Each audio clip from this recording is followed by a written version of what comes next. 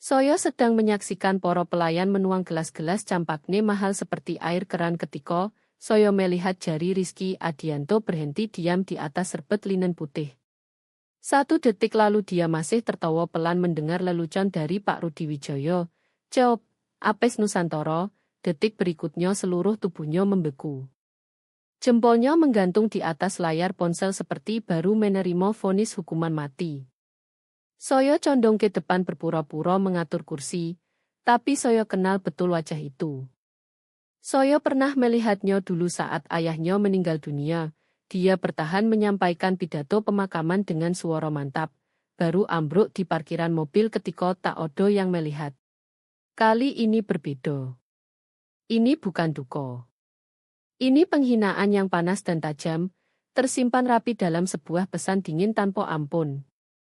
Golo Apes Nusantara bukan sekadar makan malam biasa. Ini seperti pertandingan final Piala AFF bagi kalangan kami, kursi per orang puluhan juta rupiah. Semua pemain besar industri berseragam jas seperti sedang audisi film action. Semua pura-pura tidak saling menilai sepatu, jam tangan, dan siapa yang duduk di sebelah siapa. Rizky Adianto sudah pantas duduk di samping Pak Rudi setelah 7 tahun kerja diam-diam tanpa gembar-gembur. Tak ada ego, tak ada drama, hanya hasil nyata. Tapi malam itu dia tampak seperti baru ditinju di tengah masjid. Sebelum saya lanjut, izinkan saya katakan, kalau Anda pernah bekerja keras bertahun-tahun lalu dibutakan oleh atasan yang menganggap spreadsheet adalah Tuhan, cerita ini akan terasa sangat nyata. Saya melihat Rizky berkedip sekali, 2 kali, lalu meletakkan ponselnya. Dia mengembuskan napas panjang dan tertawa kecil. Bukan tawa keras, bukan pahit, hanya tawa seorang pria yang akhirnya mendapat konfirmasi dari dunia bahwa kesetiaan tak ada artinya ketika seorang wakil presiden ingin memamerkan gelar master bisnisnya seperti parang. Dia tak berkata opo-opo, tak membuat keributan. Hanya menyesap air putihnya dan kembali memotong steak seperti tak terjadi opo-opo. Saya belum melihat isi pesannya, tapi saya merasakan perubahan dalam dirinya. Seperti ada bagian dirinya yang mati dan bagian lain yang baru menyolo. Beberapa kursi jauh, Faisal Rahman, wakil presiden baru yang tampangnya seperti masih disetrika ibunya setiap pagi, sedang mengobrol santai dengan perwakilan dana investasi, sama sekali tak sadar bom yang baru saja dia jatuhkan. Postur Rizky berubah. Bukan membungkuk, bukan tegang, hanya diam seperti orang yang tahu persis cara memanfaatkan ketenangan sebagai senjata. Pak Rudi yang sedang bicara di tengah kalimat langsung menyadari. Ada masalah, tanyanya pelan, suaranya biasa saja tapi penuh wibawa orang yang terbiasa jadi yang paling pintar di ruangan. Rizky tak langsung menjawab.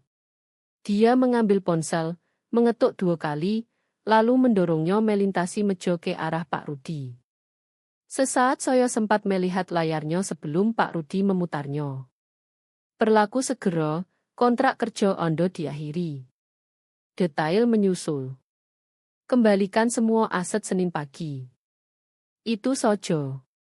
Tak ada tanda tangan, tak ada penjelasan, hanya 1 baris pukulan di perut saat sedang menikmati sup lobster. Pak Rudi menatapnya, lalu pelan-pelan meletakkan gelas campakninya. Rahangnya tak terbuka, alisnya tak bergerak.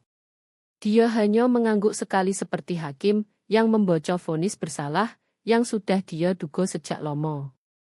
Lalu tanpa melepaskan pandangan dari layar, dia bergumam, dia lakukan ini saat golo saya. Rizky masih tenang seperti biasa, mengangkat bahu. Mungkin saya terlalu mahal untuk dipecat diam-diam. Pak Rudi tak menjawab. Dia merogoh saku jasnya dan mengeluarkan ponsel sendiri. Saat itu saya tahu Faisal bukan hanya mengkhianati seorang karyawan senior. Dia baru saja membuat marah orang yang menulis setengah dari cek industri ini. Dan yang lucu, tak ada satupun di meja yang menyadari. Mereka masih tertawa mendengar cerita tentang proyeksi kuartal dan renovasi klub golf elit di Bogor sementara bom tak terlihat baru saja dipasang di antara 2 gelas anggur merah. Saya melihatnya terjadi secara langsung. Matanya menjadi datar seperti odo yang mematikan lampu di belakangnya. Kami baru selesai menyantap hidangan pembuka berupa buso kale mahal yang mereka sebut amuse boce ketika ponsel Rizky bergetar lagi. Satu pandangan saja, seluruh jiwanya bergeser di balik topeng wajahnya. Saya tak perlu melihat layar untuk tahu ini bukan kabar baik. Saya sudah kenal Rizky bertahun-tahun. Dia tipe yang menyimpan segalanya di balik jas rapi dan anggukan sopan.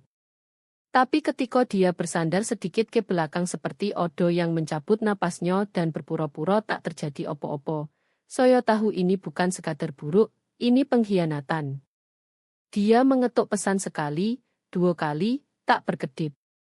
Hanya menatap seperti orang yang melihat obituarinya sendiri dicetak. Lalu pelan-pelan dia berkata, "Ya Tuhan, tolong saya." Dia tertawa kecil, sangat pelan, seperti orang yang baru sadar leluconnya bukan lagi ditujukan padanya. Saya mendekat, berbisik, "Semuanya baik-baik saja." Dia tak bahkan menoleh ke saya, hanya menjawab, "Tergantung siapa yang ditanya." Lalu dia menunjukkan pesannya. Satu baris saja. Tak odo salam, tak odo peringatan, tak odo penjelasan. Berlaku segera, kontrak kerja Anda diakhiri. Detail menyusul. Kembalikan semua aset Senin pagi.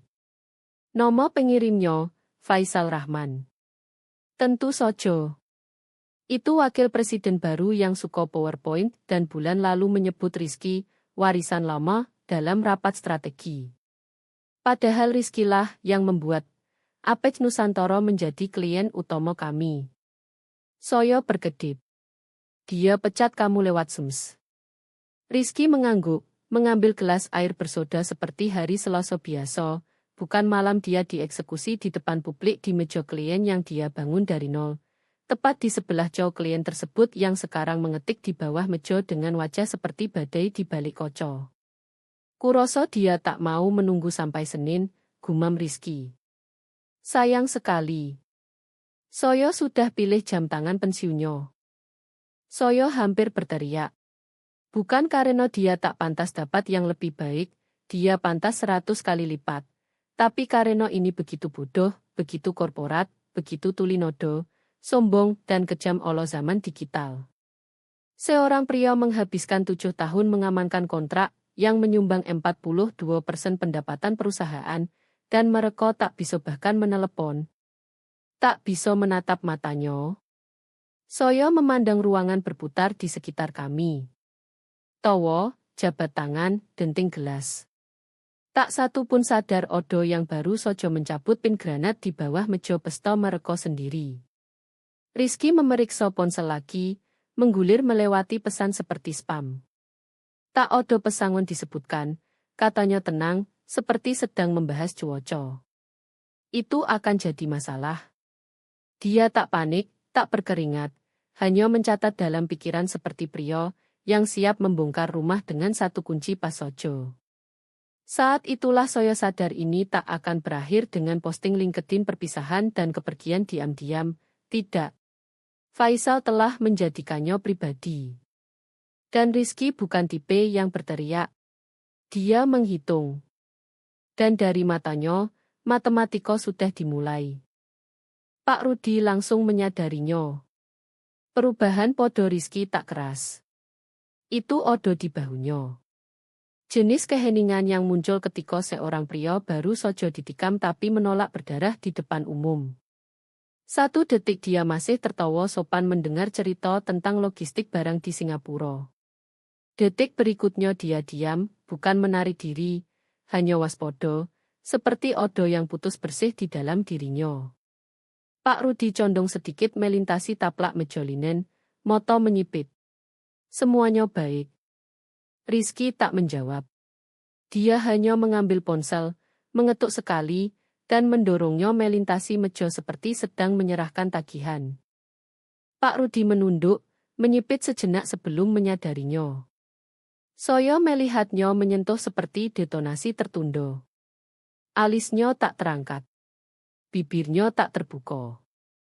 Sebaliknya, dia pelan-pelan, sengaja meletakkan campakne dan menatap ponsel seperti baru saja mendengar ibunya dihina.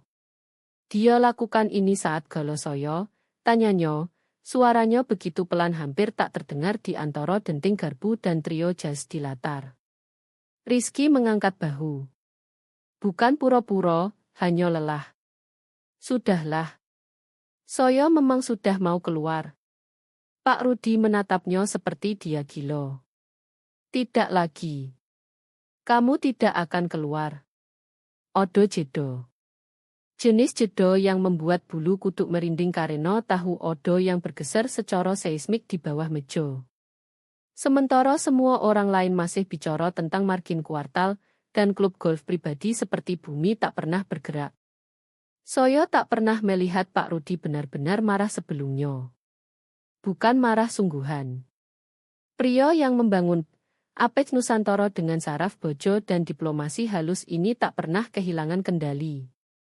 Tapi kali ini bukan marah. Ini tersinggung. Dan bukan atas nama prinsip bisnis abstrak, melainkan atas nama Rizky. 7 tahun, gumam Pak Rudi lebih ke dirinya sendiri. Dia pecat kamu lewat Sms, di meja saya, di acara saya. Saya bisa melihat panas naik di balik kerahnya. Dia mengambil ponsel lagi dan membaca ulang pesan seperti hendak menghafalnya. Lalu mengeluarkan ponselnya sendiri dan mulai mengetik. Jempolnya cepat, mekanis. Tak ada sedikit pun kepanikan dalam gerakannya. Ini beda, berbahaya. Rizky bahkan tak mendongak. Ada klausul dalam kontrak Apex tentang perubahan liaison utama. Harus ada pemberitahuan 30 hari. Pak Rudi berhenti. Pasal 12 huruf O, katanya tanpa melihat. Rizky perkedip. Ando ingat. Saya yang menulisnya, jawab Pak Rudi, lalu melirik ke seberang ballroom ke arah Faisal yang masih tertawa lepas dengan seseorang dari Goldman Sachs. Sama sekali tak sadar dia baru saja menekan tombol bunuh diri karirnya sendiri. Saat itu saya sadar ini bukan soal Sms, bukan soal prosedur atau etika korporat. Ini soal hormat. Dan Faisal Rahman baru saja buang air kecil di kolam orang yang salah.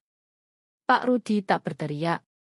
Dia tak bangkit atau membalik meja atau berjalan ke Faisal seperti eksekutif klise. Itu terlalu keras, terlalu reaktif. Tidak. Dia diam jenis diam beda. Jenis diam yang bilang saya pernah menghancurkan perusahaan karena hal yang lebih kecil dari ini. Jari-jarinya bergerak cepat, mengetik di bawah meja seperti sedang main catur dengan waktu 5 menit.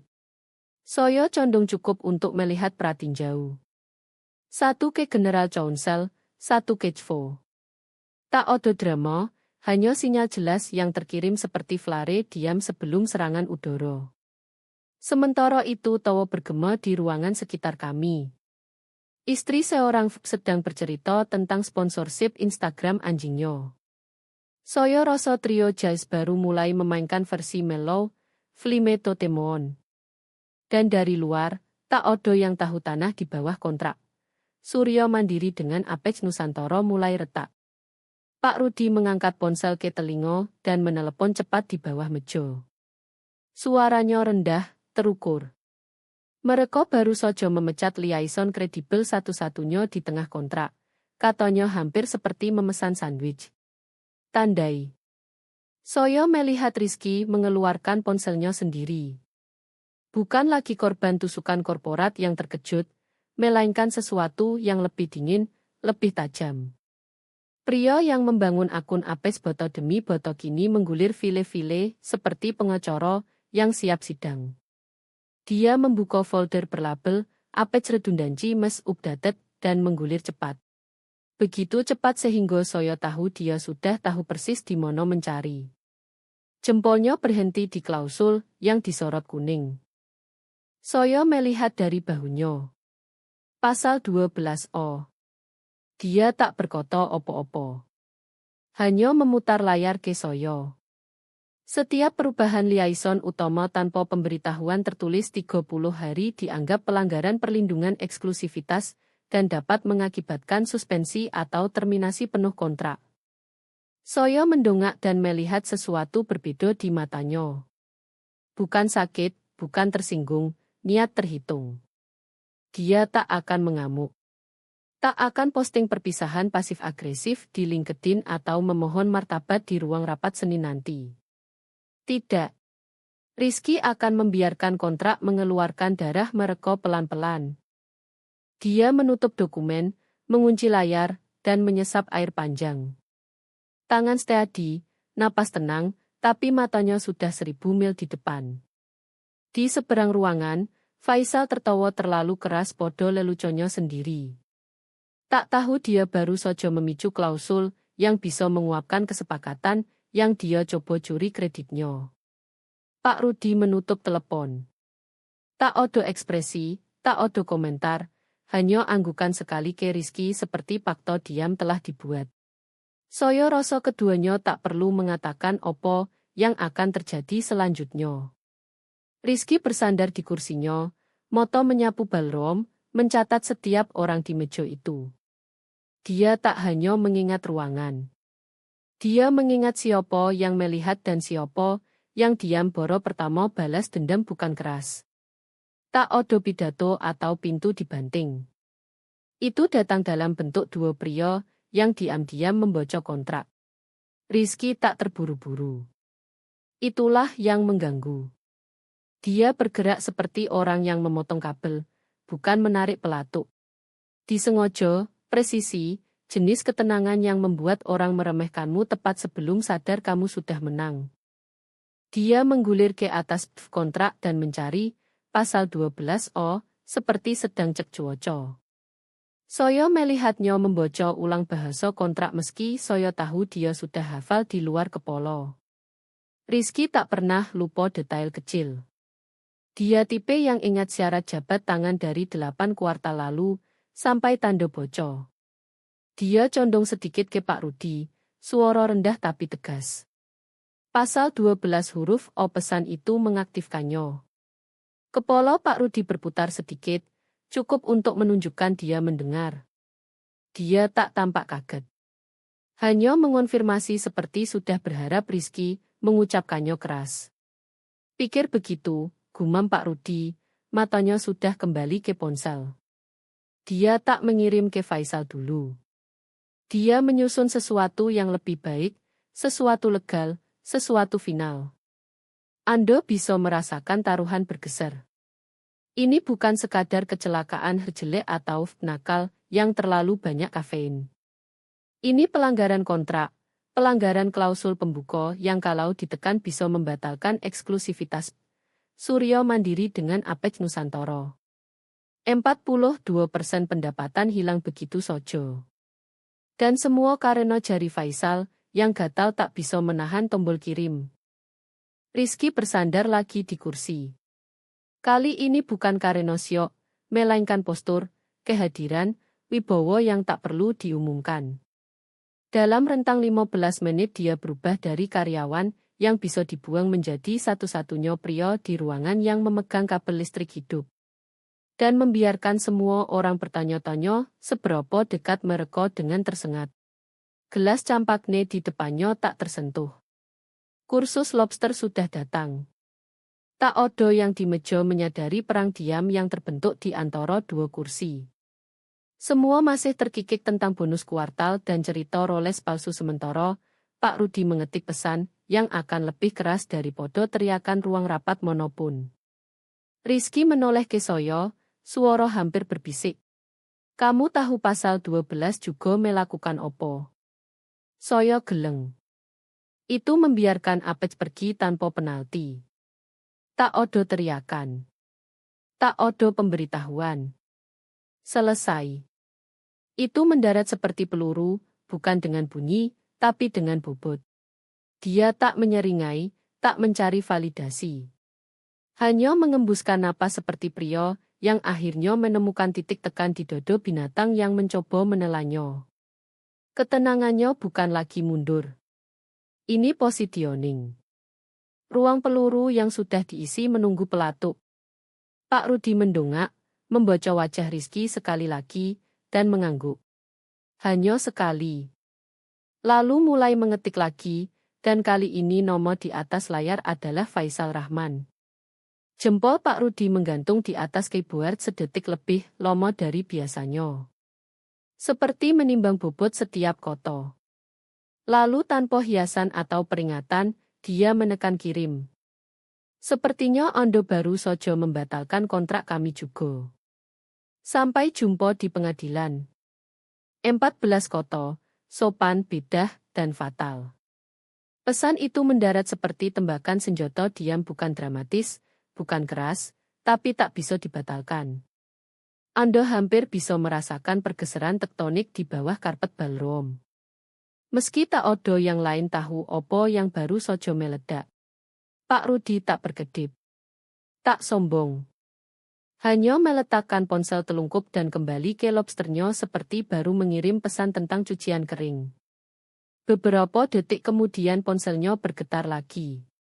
Faisal Rahman, opo maksudnya ini? Dia tak menjawab. Bahkan tak melirik. Hanya membiarkan pertanyaan menggantung di kekosongan tempat karier Faisal dulu berada. Sebaliknya, Pak Rudi membuka inbox. Klik compose. Kepada CEO Surya Mandiri, Com dan tim legal. Subjek, suspensi segera kewajiban kontrak. Pelanggaran dipicu. Isi, sesuai pasal 12 O Perjanjian Kerjasama APEC, keputusan internal Anda baru-baru ini merupakan pelanggaran eksklusivitas.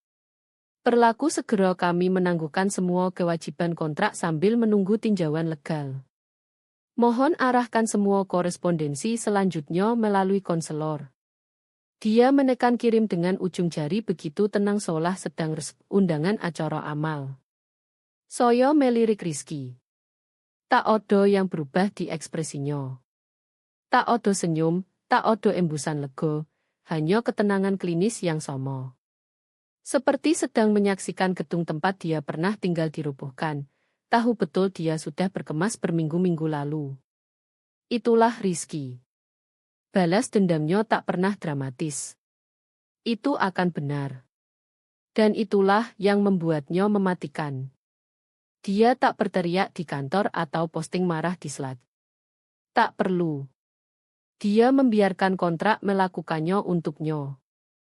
Di seberang ruangan, Faisal masih tenggelam dalam obrolan dengan bro keuangan, tak sadar ledakan nuklir yang baru saja terjadi di inboxnya. Dia tak tahu satu baris kecilnya memicu runtutan domino yang bisa mencabut 80 miliar rupiah dari pipeline perusahaannya. Dan Rizky, dia bahkan tak melirik ke sono. Tak perlu. Hanya menyesap air lagi, mengeluarkan ponsel, dan membuka draft tawaran kerja dari kompetitor yang sudah mengendap 6 hari di inbox. Baris subjek, masih tertarik. Jarinya menggantung di tombol balas, dan dia tersenyum tipis. Senin pagi datang seperti palu godam dibungkus kertas legal. Pukul 8.14, setiap kepala departemen Surya Mandiri menerima arahan mendesak yang sama. Semua komunikasi terkait APEC dibekukan hingga pemberitahuan lebih lanjut. Eskalasi legal sedang berlangsung. Siap siaga instruksi. Tak ada yang punya konteks. Belum. Tapi kepanikan menyebar lebih cepat daripada kebenaran dalam rantai komando korporat. Dan pukul 9 kantor sudah seperti sarang semut manusia. Email beterbangan, teriak Slack meledak. Asisten hampir menangis sementara tim compliance menyisir inbox seperti arkeolog forensik. Legal memanggil semua ke ruang perang. Faisal datang terlambat, kopi di tangan, belum bercukur seperti habis akhir pekan buruk, dan dari matanya memang begitu. Dia mencoba tenang, menyalahkan Herkareno salah kelola prosedur offboarding, memutar cerita bahwa hanyalah placeholder untuk pemberitahuan formal. Katanya dia berniat follow up dokumen yang entah kenapa tertahan di filter. Tak berhasil. Kontrak terlalu bersih, terlalu jelas. Pasal 12 O tak ambigu. Itu dicetak tebal. Setiap perubahan unilateral podo liaison utama tanpa pemberitahuan tertulis 30 hari merupakan pelanggaran. Faisal memecat liaison lewat SMS di depan umum tanpa pemberitahuan tepat di depan klien.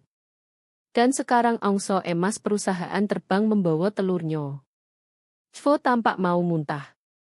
Compliance minta jejak kertas. Persudah menangani opo yang mereka sebut krisis optik sisi klien. Sementara itu akses admin Faisal ke dashboard kesepakatan dinonaktifkan. Diam-diam tapi definitif, sementara sirkus berputar jadi mimpi buruk prosedural. Rizky sama sekali tak ada di gedung. Dia sedang di teras belakang rumahnya menyesap kopi hangat dari mug pecah bertuliskan prajurit kuartal. Membaca alert berita tentang saham Suryo Mandiri yang turun sedikit setelah gejolak klien tak terverifikasi. Dia tak tersenyum, tak sombong, hanya menggulir. Lalu ponselnya bergetar. Pesan LinkedIn baru dari Sasa Renner, Managing Direktur Lintorne Group. Lihat drama Apex. Dengar Ando adalah lemnya di sono. Kami punya kekacauan dan butuh orang dewasa. Posisi konsultan, level eksekutif. Ando tentukan syaratnya. Tertarik? Rizky menatap sebentar, lalu pindah ke kalendernya. Dia punya waktu. Dia ketik balasan. Tersedia untuk panggilan setelah jam pukul 14 hari ini. Do dulu. Dia tekan kirim, berdiri, meregang, dan berjalan masuk seperti Senin biasa. Tak odo kembang api, tak odo pidato, hanya seorang pria yang diamnya akhirnya lebih keras daripada seluruh karier Faisal Rahman. Selasa pagi, perdarahan internal sudah menyebar viral. Figuratif, lalu literal. Seseorang bocorkan SMS itu. Bukan yang Rizky terima. Yang Pak Rudi kirim. 14 koto, di screenshot, dan beredar di channel Slack seperti api liar. Sepertinya Ando baru saja membatalkan kontrak kami juga. Sampai jumpa di pengadilan. Diteruskan, di meme, di bedah. Seseorang mencetak dan menempel di atas mesin espresso di lounge marketing. Investor memperhatikan. Mereka selalu begitu. Pukul 10.30 pagi, seseorang di Dewan Direksi sudah memanggil sesi penyelarasan mendesak. Kode untuk siapa yang membiarkan Faisal tekan tombol ledak. Saham turun 3 poin saat makan siang. Bukan katastrofik, tapi terlihat. Jenis goyangan yang dibisikkan di lantai trading dan memicu pernyataan hati-hati. Kami tetap berkomitmen podo kelangsungan klien. Dari permagang yang jelas tak dibayar cukup untuk ini. Di dalam Suryo Mandiri, itu zona perang laptop terbuka dan pintu tertutup. Rumor pengunduran diri berputar. Orang berjalan kaki melewati ruang seperti radioaktif. Triad Slat berubah pasif-agresif, lalu agresif. Satu manajer posting VCEP pasal 12. Kalau mau tidur nyenyak malam ini. Dapat 47 reaksi emoji dalam 10 menit. Tak odo yang senyum. Faisal ditarik ke sesi ruang rapat Dewan Darurat begitu cepat dia tak sempat pasang dasi. Dia tampak seperti baru disiram air dingin ke punggung baju, kusut, tak bercukur, lengket. Pria yang dulu masuk galo apet seperti Zuckerberg diskon kini duduk di ujung meja panjang mencoba memutar narasi seperti salah komunikasi restrukturisasi internal. Legal tak percaya. Keuangan marah besar. Perbahkan tak mau menatapnya. Sementara itu ponsel Rizky berdering. Nomor tak dikenal tapi kode area familiar. Dia jawab tenang, tahu persis siapa. Pak Adianto, koto suara asing di ujung sono. Ini Greg Kellerman, jawab, Suryo Mandiri. Rizky tak merespons. Greg berdehem, mencoba lagi. Saya hanya ingin memahami persis apa yang terjadi di acara Apex. Rizky tetap sederhana. Ando memecat saya lewat saat saya duduk di sebelah sapi perah Ando. Hening yang menyusul bisa retakan beton. Lalu pelan, Apakah Odo yang bisa kami lakukan untuk memperbaiki ini? Rizky bersandar di meja dapur, menyaksikan uap naik dari cangkir kopi keduanya. Muksomo, Trasomo, senyum kecil mengancam muncul di wajahnya tapi tak pernah terbentuk. Odo, katanya datar. Mulai dengan membocok kontrak Anda sendiri. Greg mulai bicara, tapi Rizky memotong. Dan mungkin, tambahnya, bocok orang-orang Anda sebelum mereka membakar rumah yang mereka pikir mereka miliki. Dia tutup telepon sebelum Cho sempat jawab. Lalu dia bisukan ponsel, ambil jaket, dan melangkah keluar karena beberapa pria mendapat balas dendam di pengadilan. Yang lain membiarkan dokumen yang berteriak. 1 minggu. Itu yang dibutuhkan agar klausul yang tak dibocok Faisal mengukir namanya dari plakat kuningan di luar ruang direksi. Kamis pagi, kantornya sudah dibongkar oleh magang yang berpura-pura tak menyeringai. Mengantarnya keluar lewat pintu belakang tempat satpam memegang pintu tanpa koto. Tak odo pidato perpisahan. Tak odo kami doakan sukses di masa depan. Hanya pengusiran diam, jenis yang disediakan untuk orang yang merugikan perusahaan 8 dikit dan membuat Cho sendiri menelepon pria yang mereka buang seperti barang kadaluarsa. Pernyataan resmi berbunyi realokasi kepemimpinan. Di dalam, semua tahu itu pembunuhan belas kasih. Hari yang sama, Apex Nusantara keluarkan pengumuman sendiri. Rilis pers elegan dan bedah, disebar ke setiap outlet industri relevan. Apex Nusantara dengan bangga melanjutkan komitmen inovasi dengan menjalin kemitraan strategis bersama firma advisory baru yang dipimpin Rizky Adianto. Kami menghargai kelangsungan, pengalaman, dan diskresi profesional dalam semua hubungan ke depan. Sindiran halus. Profesional tapi mematikan. Kelangsungan berarti kami tak menjatuhkan jangkar di tengah penjualan. Pengalaman berarti kami lebih suka orang yang selamat lebih dari 1 siklus anggaran. Dan diskresi profesional, itu pun pukulan tenggorokan dalam sarung tangan sutro, dijahit khusus dengan inisial Faisal. Firma yang Rizky luncurkan bersih, lincah, sudah penuh talenta yang dulu Faisal anggap tidak efisien biaya. Dalam 72 jam, 2 klien lain menghubungi diam-diam. Kabar menyebar cepat ketika kepergian Anda bukan amukan tapi studi kasus dan balas dendam diam Jumat malam, Rizky duduk sendirian di bar remang-remang dekat pelabuhan. Tak ada rombongan, tak ada gelas campakne atau lap victory di media sosial. Hanya segelas scotch murni dan senyum lelah yang disimpan untuk pria yang tak butuh tepuk tangan untuk tahu dia menang. Ponselnya bergetar sekali. Pesan dari Pak Rudi. Subjek. Terima kasih. Isi. Anda tak membakar jembatan. Mereka meledakkannya dengan sems. Kami hanya menontonnya runtuh. Rizky menatap layar sebentar. Membiarkannya mengendap. Lalu dia angkat gelas dalam toast pelan, lebih ke dirinya sendiri daripada siapapun, dan menyesap panjang. Di luar, dunia terus berjalan. Lampu galau sudah redup. Judul berita akan pudar. Tapi di suatu ruang server setengah kosong di Suryo Mandiri, pasal 12O masih menyolo pelan di Philip. Berkilau seperti flare peringatan yang tak akan pernah diabaikan lagi di sono. Bukan karena kata-katanya, melainkan karena pria yang menggunakannya seperti pisau bedah. Keesokan harinya, berita sudah menyebar ke seluruh kalangan industri Jakarta. LinkedIn penuh spekulasi, grup WhatsApp eksekutif berisik.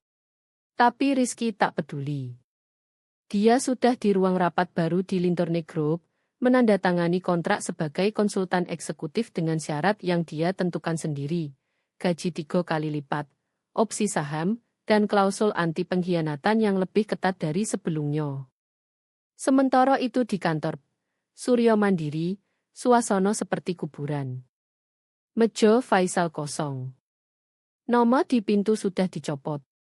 Karyawan berjalan cepat melewati ruangannya seolah takut hantu. Ceo Krekelerman terpaksa mengadakan town hall darurat. berusaha menenangkan suasana dengan janji perbaikan struktur, tapi suaranya gemetar. Tak ada yang percaya. Semua tahu ini akibat satu sms bodoh. Di luar, saham terus merosot pelan. Investor asing mulai tarik dana. Mitra lain mulai ragu. Dan di tengah itu semua, Rizky Adianto hanya tersenyum kecil saat membaca laporan di ponselnya sambil menikmati kopi pagi di balkon apartemen barunya menghadap Skiline Jakarta. Tak ada balas dendam yang keras. Tak ada gugatan pengadilan panjang yang dramatis. Kontrak Sojo sudah cukup. Apex Nusantara langsung pindah ke firma Rizky dengan nilai kontrak baru yang lebih besar. Suryo Mandiri kehilangan 42% pendapatan dalam seminggu. Faisal Rahman tak hanya dipecat, namanya tercoreng di seluruh industri. Tak ada perusahaan besar yang mau ambil risiko mempekerjakannya. Dia kini terlihat di kafe-kafe pinggir jalan, wajah murung, mengirim lamaran yang tak pernah dibalas. Sementara Rizky, dia tak pernah menyebut nama Faisal lagi. Tak perlu. Ketenangannya sudah cukup sebagai pelajaran. Setiap kali ada rapat baru, dia hanya mengingatkan tim, bocok klausul kecilnya. Karena satu sms bisa menghancurkan segalanya. Dan semua mengangguk, tahu persis cerita di balik koto-koto itu. Bulan-bulan berikutnya, karier Rizky melesat seperti roket. Firma barunya, Adianto Advisory, langsung dapat 3 klien besar lain yang mendengar kisah Apex. Mereka datang bukan karena iklan, tapi karena reputasi diam yang menyebar. Pria ini tak pernah kalah, bahkan saat ditikam dari belakang. Di kantor baru yang elegan di Sudirman, Jakarta, Rizky duduk di meja kaca besar, jas batik modern yang dia kenakan dengan percaya diri. Tak ada foto Faisal di dinding sebagai pengingat, tak perlu. Setiap pagi dia hanya membuka folder lama, Apex redundancy, dan tersenyum tipis sebelum menutupnya lagi. Itu sudah cukup. Pak Rudi Wijaya sendiri sering datang berkunjung. Mereka minum kopi luwak di teras, membahas strategi baru tanpa pernah menyebut nama Faisal. Kamu tahu, kata Pak Rudi suatu sore, saya tak pernah menyesal kirim pesan itu. Satu sms mereka, satu sms saya. Balance. Rizky hanya tertawa pelan. Dan sekarang kontrak kita lebih kuat dari sebelumnya. Benar. Klausul baru yang Rizky tulis sendiri memastikan tak ada lagi perubahan liaison mendadak. Siapapun yang coba main curang akan langsung kehilangan segalanya. Di Suryo Mandiri, suasana tak pernah pulih sepenuhnya. Greg Kellerman terpaksa mundur lebih awal dari rencana. Dewan direksi ganti hampir setengah anggota. Dan di setiap rapat, seseorang selalu mengingatkan, jangan ulangi kesalahan Faisal. Nama itu jadi legenda buruk, contoh hidup bagaimana ambisi buta bisa menghancurkan segalanya dalam sekejap. Sementara itu, saya, teman yang menyaksikan semuanya dari kursi depan, sering duduk bersama Rizky di bar yang sama dekat pelabuhan. Kami tak banyak bicara. Hanya menyesap scotch, memandang lampu kota Jakarta yang berkelap-kelip. Suatu malam dia angkat gelas dan berkata pelan, saya tak pernah ingin balas dendam besar-besaran. Saya hanya ingin keadilan. Dan ternyata kontrak lebih keras daripada teriakan monopun. Saya mengangguk. Karena itu benar. Di dunia korporat Indonesia yang penuh politik dan senyum palsu, kadang senjata paling mematikan adalah diam dan satu klausul yang tak pernah dibocor orang lain. Cerita ini tak berakhir dengan pesta kemenangan atau headline besar. Itu berakhir dengan Rizky Adianto yang bangun setiap pagi, berpakaian rapi, pergi ke kantor, dan membangun kerajaan baru dari puing-puing yang orang lain tinggalkan. Faisal Rahman kini bekerja di startup kecil di pinggiran kota, gaji pas-pasan, belajar pelajaran paling mahal dalam hidupnya. Dan setiap kali dia melihat nomor Rizky di berita, dia hanya bisa menghela napas panjang. Karma korporat tak pernah tidur. Ia hanya menunggu waktu yang tepat, dan satu sms yang salah. Di luar sono, ribuan eksekutif Indonesia masih berjuang di ruang rapat, golo, dan kontrak panjang. Bagi mereka yang pernah merasakan tusukan dari belakang, cerita ini adalah pengingat. Jangan pernah remehkan pria yang diam karena di balik ketenangan itu, matematika sudah berjalan. Dan ketika dia bergerak, tak ada yang bisa menghentikannya. Rizky Adianto tak pernah berteriak. Dia tak perlu. Kontrak yang dia tulis sendiri sudah berteriak cukup keras untuk seluruh industri. Dan di Jakarta yang sibuk ini, pelajaran itu akan terus bergema lama setelah lampu golo padam. Satu sens memulai semuanya. Satu klausul mengakhirinya. Dan seorang pria yang tenang akhirnya menang, dengan cara paling Indonesia, diam, elegan, dan mematikan.